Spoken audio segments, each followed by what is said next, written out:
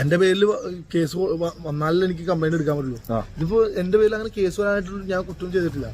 ഇനി വേണ്ടി ഞാനൊരു എന്തായാലും പെറ്റീഷൻ എഴുതി കൊടുക്കും. ആരും ഈ ചാനലിന്റെ എതിരെ എങ്ങനെ ഒരു പെറ്റീഷൻ എന്തായാലും. ഈ ഔറംഗസീബിനോട് എന്താ പറയാനുള്ളത്? എന്റെ പൊന്നാളി എന്നെ വിട്ടേക്കളി. ഞാനിതിലില്ലാത്ത ഈ കളത്തിലില്ലാത്ത ആളെ വിളിച്ച് കളത്തിൽ നിങ്ങൾ തമ്മിൽ എന്തെങ്കിലും പ്രശ്നമുണ്ട് നിങ്ങൾ പറഞ്ഞു തീർക്കുക. അല്ലാതെ എന്റെ പേരിൽ വലിച്ചിടേണ്ട ആവശ്യം എന്നെ ചെയ്തതിന് അങ്ങനെ ഞങ്ങൾക്ക് വേറൊരു മേഖലയുള്ള ആൾക്കാരാണ്.